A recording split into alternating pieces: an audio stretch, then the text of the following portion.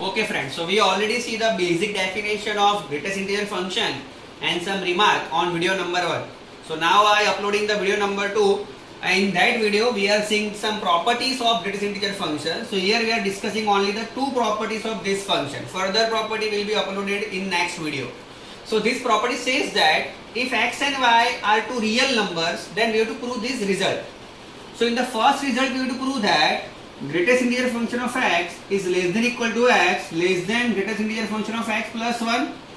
Again we have to prove that x minus 1 less than greatest integer function of x less than equal to x, and in third we have 0 less than equal to x minus greatest integer function of x less than 1.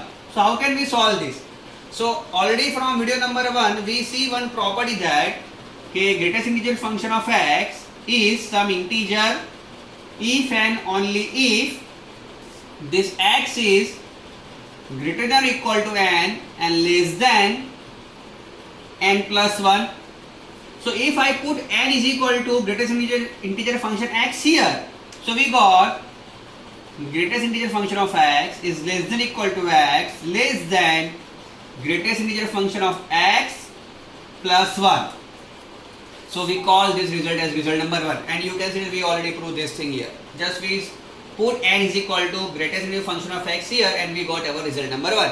Now for this second concept. So here from this result number 1 we see that if we take plus 1 here, so we have x minus 1. So this x minus 1 is less than what?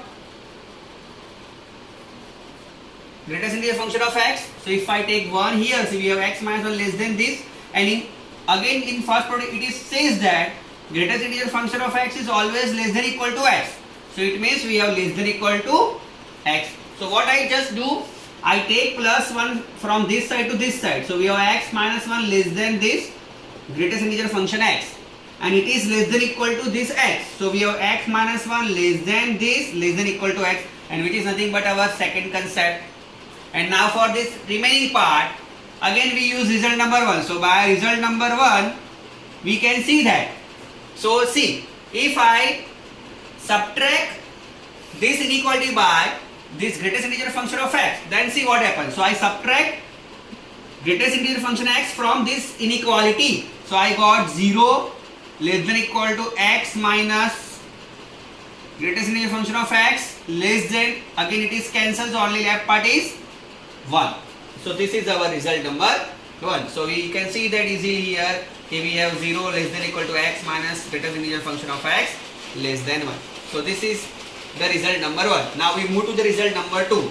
So in this result we have to prove this thing. So again I recall one remark which we already discussed in video number 1, that we know that x is equal to greatest integer function of x plus r, where r is lies between 0 to 1, and here we have x plus n. So I add, since n is an integer, I add n here. So we have x plus n is equal to mod x plus n plus r, where r is lies between 0 to 1.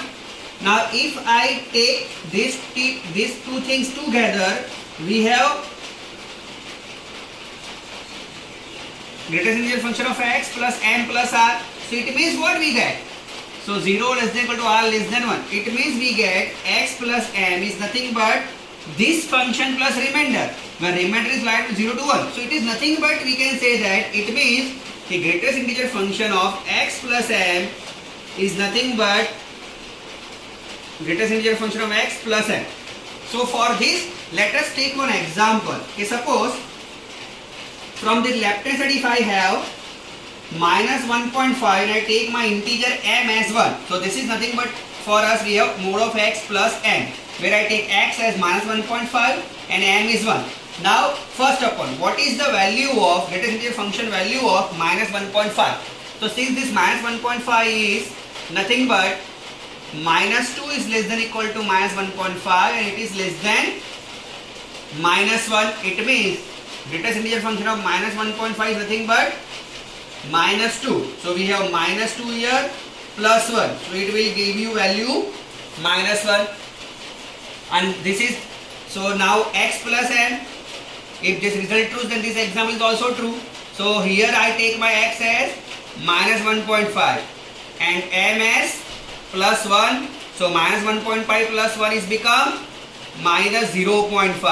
Now what is greatest integer function of minus 0.5? So this minus 0.5 is nothing but minus 1 is always less than equal to minus 0.5 and it is less than 0.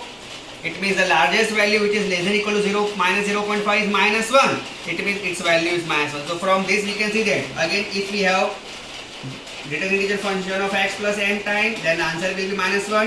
And if we take greatest integer function of x plus n, then answer is again minus 1. So this is the way how to solve the result 2. So these are the basic 2 result of this property. Further we upload more property based on greatest integer function. Thank you for watching this.